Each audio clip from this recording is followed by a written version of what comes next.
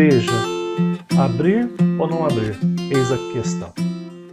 Recentemente, eu fiquei sabendo, no dia 19, no domingo, houve um incidente em nossa cidade de Cruzeiro, né? Algumas igrejas abriram suas portas e o pessoal protestou, reclamou, usou-se até um termo pejorativo, dizendo que esses evangélicos eram animais, eram burros no que estavam fazendo assim. Eu queria saber qual a sua opinião sobre isso. Abrir a igreja, nós devemos ou não devemos abrir a igreja? Qual que é a sua opinião? Nesse vídeo que você vai ver agora, que eu decidi gravar aqui, eu vou passar a minha opinião sobre isso. Quando nós falamos sobre abrir ou não a igreja, eu acredito que o pastor está entre a cruz e a espada. Porque se um lado o pastor abre a igreja, ele é irresponsável, ele não pensa nas pessoas. Se o pastor fecha e não abre a igreja, por esse lado o pastor é tido como um homem falta de fé. Ou seja, em todas as opções, abrir ou não abrir, nós seremos criticados de ambos os lados, nós seremos questionados sobre a nossa maneira de lidar com a situação. Agora, eu acho que a grande pergunta que precisa ficar, amados, é o que está por trás da motivação de abrir ou não abrir a igreja? Quando eu penso em abrir a igreja, eu de fato estou pensando na missão, nas pessoas que estão ali, eu entendo que o momento necessário que as pessoas estejam juntos ali, ou infelizmente algumas pessoas sim pensam isso, não tem como a gente tapar o sol com a peneira, algumas pessoas estão preocupadas sim na arrecadação, de quanto vai arrecadar, de quanto vai deixar de arrecadar nesse momento de crise que nós temos vivido aí, né? Outros querem continuar exercendo o poder manipulativo que alguns líderes exercem sobre outras pessoas, né? E quando nós estamos assim, via online, esse poder manipulativo ele cai um pouco. Seria esse o motivo por que nós queremos abrir a igreja? Ou realmente o motivo por que nós estamos querendo abrir a igreja é porque a gente realmente entende a necessidade de estar juntos? É importante também, amados, que a gente possa compreender que as igrejas que abriram não estão totalmente erradas. Se você vê a portaria anterior que nós tivemos no nosso município, ali dizia que não podia ter aglomeração de pessoas, mas liberava algumas atividades, por exemplo, uma das suas linhas diziam atividades religiosas de qualquer espécie. Então, assim, eu creio que a redação foi um pouco infeliz, porque ao mesmo tempo que você proíbe a aglomeração de pessoas, você permite atividades de qualquer espécie. Então, qual que é o padrão? Qual que é o limite aí entre abrir uma igreja e não abrir uma igreja? Então, quando a gente critica quem abriu, a gente também está incorrendo no erro de perceber que a própria portaria, o próprio decreto municipal, ele teve uma ambiguidade nesse sentido. Uma outra coisa que nós precisamos perceber, amados, e talvez seja um ponto crucial nesse vídeo que eu quero conversar com você, é que nós vivemos uma epidemia constante de dois vírus. Primeiro, nós temos o Covid-19, ou popularmente chamado coronavírus, que é um vírus mundial, e nós não temos como negar o quão maléfico ele é e quantas pessoas morreram por conta desse vírus, mas existe um outro vírus também, chamado vírus político. Nós estamos diante hoje não só numa crise na questão da saúde pública, mas também na própria política.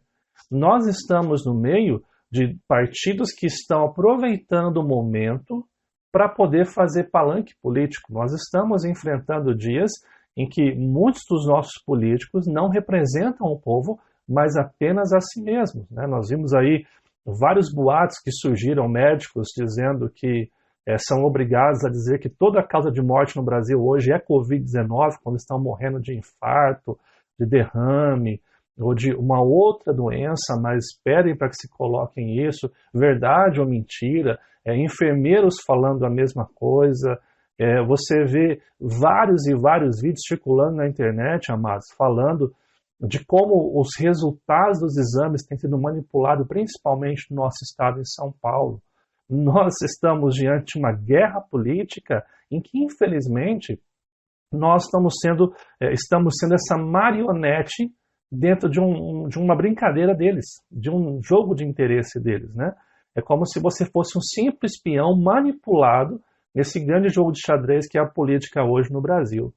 Nós precisamos abrir nossos olhos para perceber e ter a prudência de não tomar partido, não ser ativista de um lado ou do outro, porque a gente pode correr no erro sim de ser totalmente imprudente com o momento que nós estamos vivendo aqui. Por que eu estou citando isso para você? Qual foi a nossa postura como cristãos? Qual foi a postura que a Igreja Presbiteriana de Cruzeiro adotou aqui nesse momento de isolamento? Nós, desde quando saiu o primeiro decreto do Estado, tanto nós aqui como a Igreja de São José dos Campos entendemos a necessidade de interromper os nossos cultos, entendemos que nós precisávamos preocupar muito com a preservação da vida das pessoas que estão com a gente. Essa foi a nossa postura diante do ocorrido. Entendemos sim que hoje nós temos vários recursos hoje por meio das mídias sociais para alimentar, cuidar e pastorear o nosso povo hoje. Sabemos que é um tempo difícil, é um tempo que as pessoas de fato estão sentindo falta de estar juntos uns dos outros. Mas sabemos que é um tempo, e nós sabemos como cristãos que podemos alimentar de tantas outras maneiras do Evangelho transformador. Deixa eu concluir isso rapidamente, evocando aqui aquilo que é o meu desejo nesse vídeo.